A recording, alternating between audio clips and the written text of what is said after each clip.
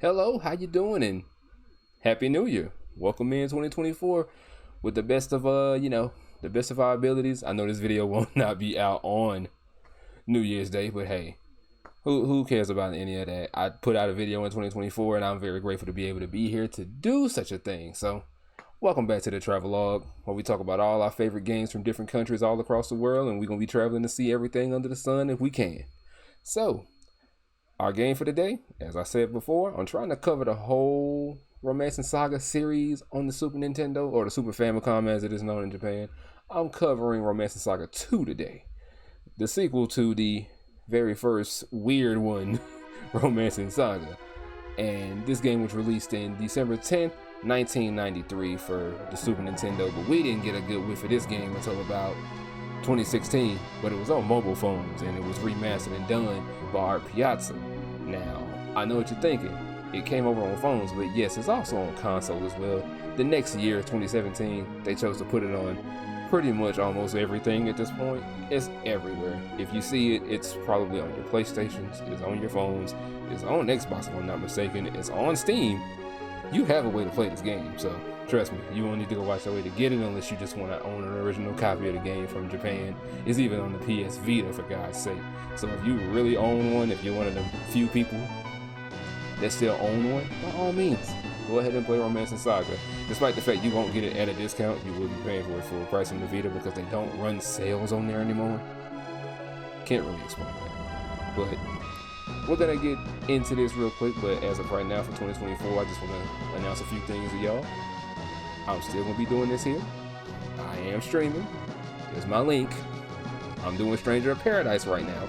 I spun a wheel to play that, to get that game, because I got so many. I'm just like, let me just spin a wheel for some games to see what comes of it. And that was chosen. And so far, it's been quite the journey. It's silly as hell. I like it.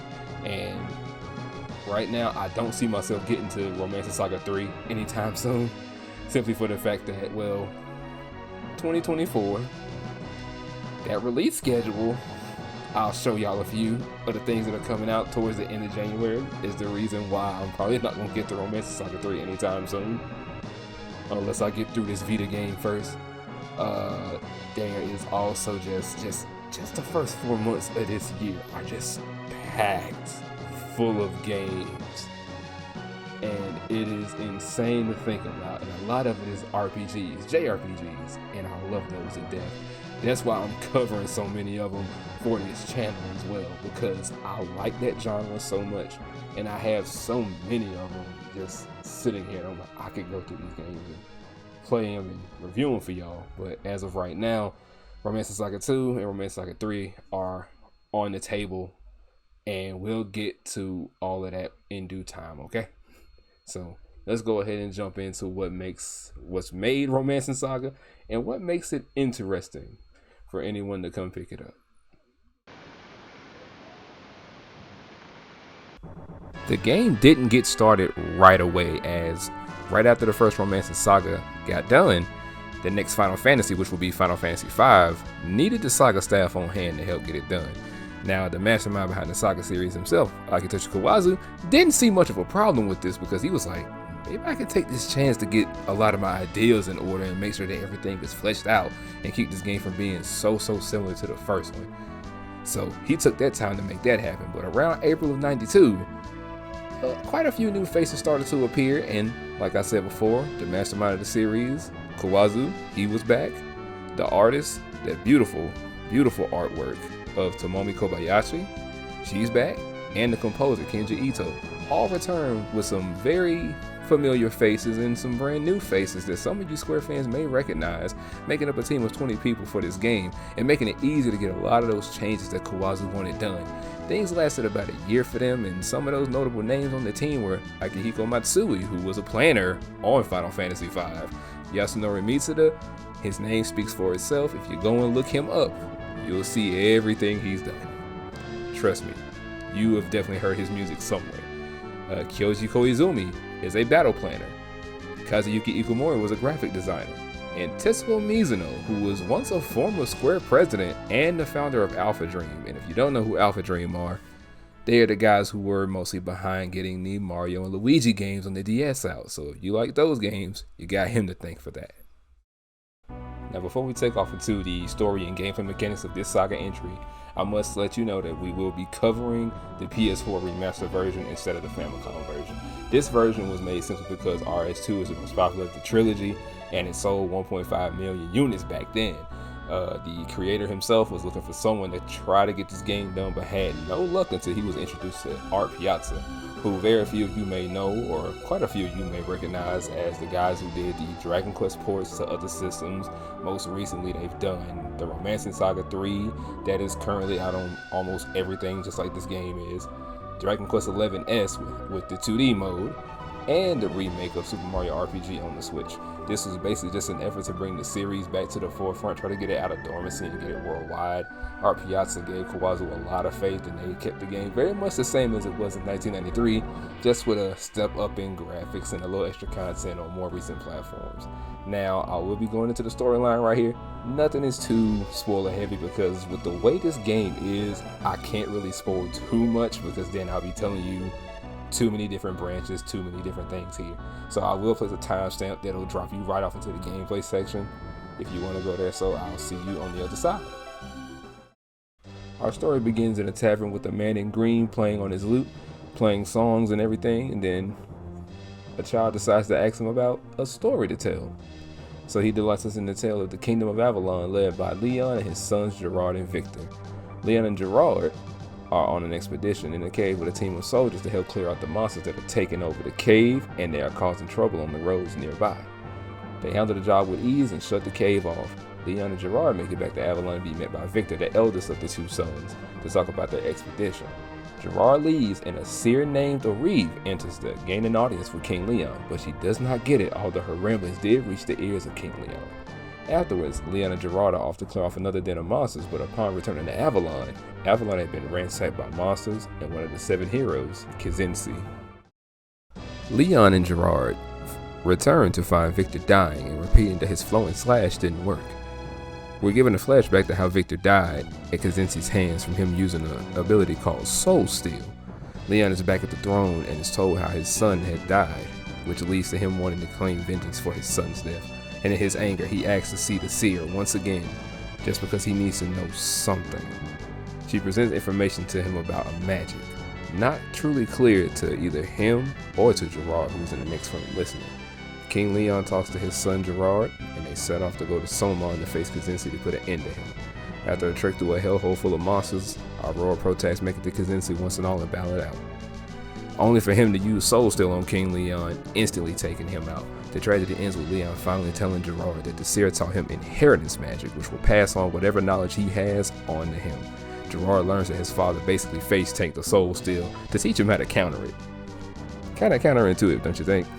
But soon Leon's body disappears, and Gerard is bathed in a golden light, letting him know that now that his father's knowledge is passed on to him. From that point forward, Gerard swears to put an end to Kizinsi. When he finally does do that after saving Avalon from a goblin raid, and from this point forward, a long line of rulers are here to take down the 7 heroes as they see fit. Romancing Saga 2 plays pretty similarly to its predecessor, Romancing Saga 1. It is turn-based combat and so on, but there is this thing that I have to mention to you at the fact that you're not picking a character. You're starting on a base story already with people in place.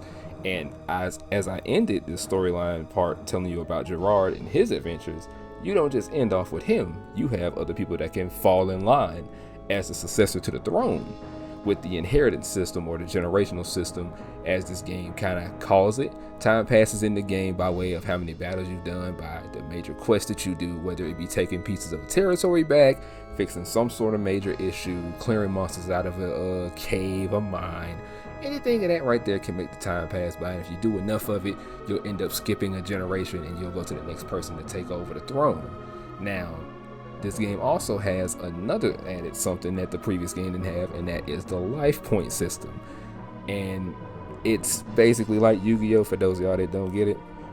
Every character comes with a set amount of points, and it's usually around 10. Some people are elevated with maybe 12, 14, or 15. There is one character in the game that is set at 1 because they're literally on their deathbed. And then there's a special character you can get later on if you do the certain amount of things, and they'll have 99 of those things.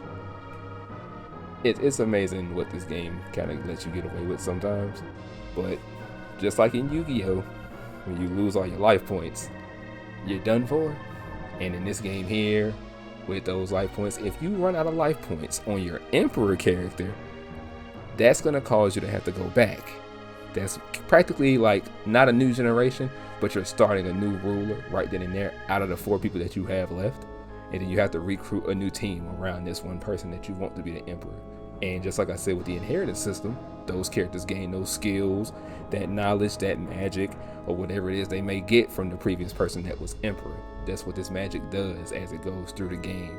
Every time there's a new generation time skip or someone ends up passing off into the whole thing. But like I said, with those party members around you, they lose all their life points, they're permanently dead.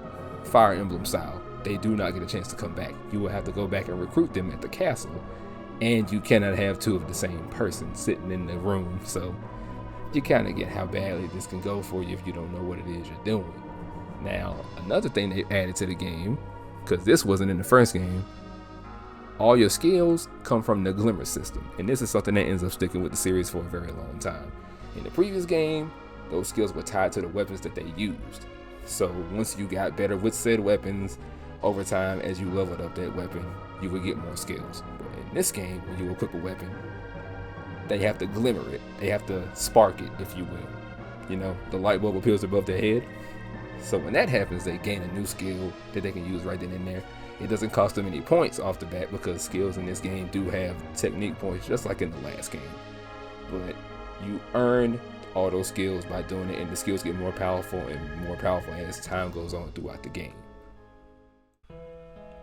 Magic also makes a return in this game with the same things as before. You can't learn opposing elements, but there is a leveling system alongside with your skill levels with weapons and the magic as well, which sometimes makes your magic much more efficient the more you use it. More damage, more healing, wider area of effect to some of them. In the later part of the game, you can also gain a magical institute of sorts featuring mages whom you can recruit to your teams. They can teach all of the elements of the game. Even sooner or later, they'll end up learning how to give you fusion spells, mixing certain elements together, which makes for some powerful nukes, big heals, buffs, and anything that you could need in that moment. This game kind of has it all. I can kind of see why it's the most popular of the 3. And then there's also a formation system now. I know back in the previous game I mentioned that there was like a grid, like a 3x3 grid in the menu, and you just kind of move the characters about in like that straight line, like up and down, you put them anywhere. In this game here, you literally have formations that you can get off of whatever emperor that you have put in there. Like right then, like in the first emperor you get being King Leon, and then you get Gerard, you have the Imperial Cross, which plants your emperor square in the middle, but put like units in the front, the left, right, and the back of him. That kind of protects your emperor in a way, right? So the more you go along in the game and the more friends you make along the way, because you can actually make friends, I'm about to talk about that part now, you can go and get many people because you can actually go and help them. You can get these martial artists that live off in a cave. They need you to help them by beating a monster that they can't beat because they don't know magic. Or you can go and help these salamanders on this top of this volcano, or you can go and help these harpies out there live in a mountain by getting rid of someone in particular, so that way that they can get back to having their land. As long as you're doing your best to be helpful to these people, they will help you along the way, and they'll help keep the kingdom of Avalon safe thanks to this game's succession system. Now, the equipment in this game is treated a little differently compared to the first game. We still have the staple set of weapons on hand, from your swords, your clubs, your maces, your bows, your spears, and so on and so forth. But we also have the armor pieces now, but this time they're not set to being on specific body parts like the first game did. This game just allows you to put on 4 pieces. Some classes come equipped with something that relates to them. Usually a lot of times it's the mages that have them, but you can equip 4 different pieces that'll either raise stats, buff their magic, attack, or you can start giving them things like shields and targes and things of that sort that will help them block and or divert attacks or even avoid things. Accessories that prevent ailments to protect yourself throughout the game, because you will be needing them in equipment items as well, because you can equip up to 4 weapons on a character if you so please, but you can also just equip the weapons that they're proficient with and then give them items, since, you know, once again, this game does not have an item menu mid-battle for you to use items to heal, unless you have a healer on the team that has healing magic. I'll be real with you about this video game. This game is a step in the right direction for the series, as a lot of what's in this game here kind of stays with the series for like a good chunk of the way. I played this on my stream at WillyDC28 on Twitch.tv. Come see me whenever I'm playing RPGs or whatever. I'm there. At least with the Famicom trilogy, I wanted to try this before any more of the other sagas. Now, I did not know fully what to expect from this game, but what I did get was quite a pleasant surprise and a good punch to the gut. Because boy, is this game an uptick in difficulty. The first game had its moments where it would hurt you, no doubt, but this one here came with brass knuckles, razor blades, and lemon juice. This game does not hold your hand in any capacity. It drops you in, barely gives you any instruction, but if you know how to play JRPGs to some extent, you won't need it. You get what I'm saying? I'm slightly familiar with the game thanks to the mobile game universe, so I have an advantage, but the game doesn't care about that at all. There were many times I had to reload, I had to pick a new emperor or an empress, and there are a couple places in this game where if you just flat out die there, that's a reload. You don't get a chance to go to the next emperor or the empress. Now mind you, this is the remaster that I've been playing on the PS4. I struggled hard getting through this game to get to the final boss. And speaking of the final boss, let's talk about a time I got stuck in this game. There are 2 of the 7 heroes. I never did introduce you to all of them, but I'll introduce you to a few of them here. They're Noelle and Rabuke, basically brother and sister. Noelle is in a desert on a floating city that moves around, and it can be a mirage, but once you find it and enter, you can make peace with him, which leads to you not having to fight him. That's a good thing, right? Great even. Now, for Rabuke, she has control of these villages in the jungle in the south, full of men, and they're all under her control. The women aren't there anymore because the men are so like goo gaga over her due to her ever present, ever loving charms that she has. Now, here's a warning from me. If you ever find yourself playing this game and you get to said jungle and you find yourself in a village full of men talking about this particular woman that they love, bring an all women's team. You'll save yourself a lot of heartbreak and a lot of trouble. Do it. So you have to take this trek through this very long dungeon full of enemies and some dragons in the basement. No harm, no foul, but once you reach Rabuke and defeat her, things are fine, right? So far so good. You're knocking out the 7 heroes bit by bit. You find them all across the continent and you take back things because they're being like complete and utter menaces, right? Well, once you clear the siblings, find and defeat the other heroes, and you're led to the final dungeon with the final emperor and empress. Oh wait, I didn't explain that part. Okay, so this is a slight spoiler, but let me tell you. When you get to being the final empress or the emperor, because they give you a chance to name them at the beginning of the game before you start it. Once you get to that final character, that's literally the final emperor or the final empress. That's literally who they are. The inheritance magic at that point has run out. So if you die with this character, you have to reload. You cannot go to the next person because you can't pass down the skills or the magic that you learn because the magic has run its course. Good? Got it? Great. Now, when you get to the last room and you walk up those stairs, you'll be locked in that staircase. You can't go back down, but luckily this game has a save anywhere feature so you can save wherever you are to help yourself out if you're in a bad spot or you need to be like, okay, I'm gonna save right here before this boss. Once you're at the top of the stairs, you will find Noelle. And that man is not happy with you in the slightest. And why, may you ask? Well, you killed his sister earlier. He's not fond of you right now, and he's at his peak form. That's another thing I didn't mention. All the 7 heroes have 2 forms. They have a basic form when you run into them, and they have a powered up form, which means they've done some training and they've done quite a few monster absorbing adventures. So that second form is not the form you want to meet most of these people in. And this is the fight before the final boss, having to fight Noelle. He will make it clear that you won't leave alive, and with this being the final emperor or the empress, if you die here, that's a reload. Anyway, I managed to beat him. It took me a little bit.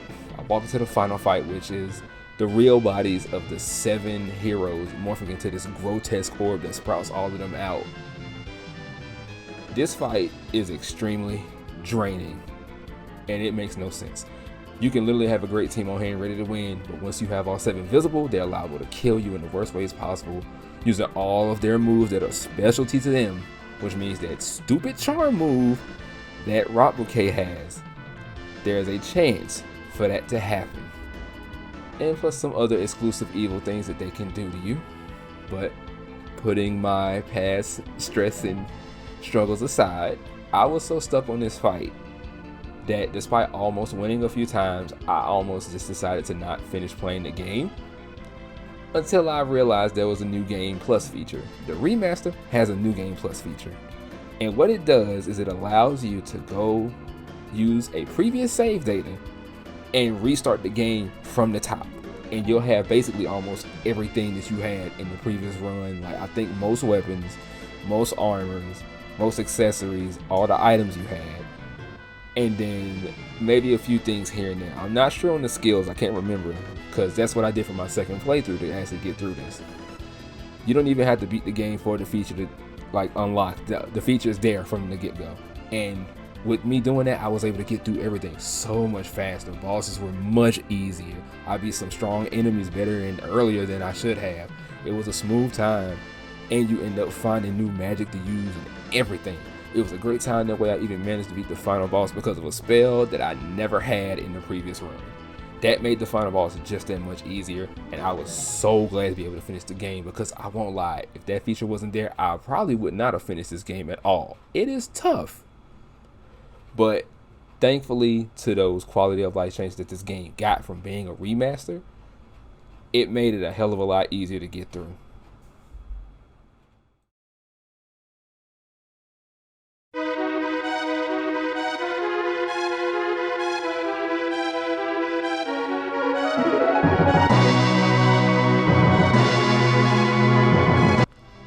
Romancing Saga 2 was a trip to play. It really was. It does everything that the previous game does, better, but also on a much more difficult scale. I enjoyed this game despite getting stuck on the final boss and that dungeon on my first run. It's enjoyable, but I will say this until I am blue in the face. Do not walk into this game thinking that you're just gonna beat it. It's gonna beat you first. Trust me on that. The game story is solid. The gameplay is on point. It's the best selling of the trilogy on the Super Famicom for a reason, and I am extremely happy that Akitoshi Kawase got a chance to expand upon those ideas that he had for this series, since I'm sure that this one right here set the groundwork going forward for Romancing Saga 3, Saga Frontier 1 and 2, and everything else going forward, even till we get Saga Emerald Beyond this year. Now, in almost 70 hours, because my first run was around 44 and my retrial run was about 25, I had to get this game a strong visit. The reason for that was almost about the same as the first one. This game is challenging. It will make sure to humble you when you think you have it figured out. And with the way this game is very choose your own adventure, this game can be a bit daunting and sometimes cryptic if you're not fully paying attention to what's being told to you in game. But it's such a step over what the previous game did that I can still recommend this game to you, unlike its predecessor though. The game is actually available on numerous platforms: PS4, Nintendo Switch, Xbox, PC, PS Vita, and mobile. You can even get this physically on PlayAsia or eBay for those modern consoles. If you're looking to play the OG version, well, you know what to do. But there is someone, and there's always someone, that manages to have a cart of it with the fan translated version of the game on eBay at somewhat of a reasonable price. So you have numerous ways to play this one in particular, although I do highly recommend the remastered version on the modern consoles for the updated visuals and the quality of life changes. Alright, I just want to say I thank you for reaching the end of this video. I'll see y'all next time in Romancing Saga 3 review, and I'll also see y'all in my next montage, if I get enough clips for that. I don't think I have enough yet, but soon y'all should get 2 videos from me. So this is my January video, and then you should be getting 2 more videos from me in February, hopefully, more than likely a Pickles video too. So, but other than that, take care of yourselves. I love y'all, and peace.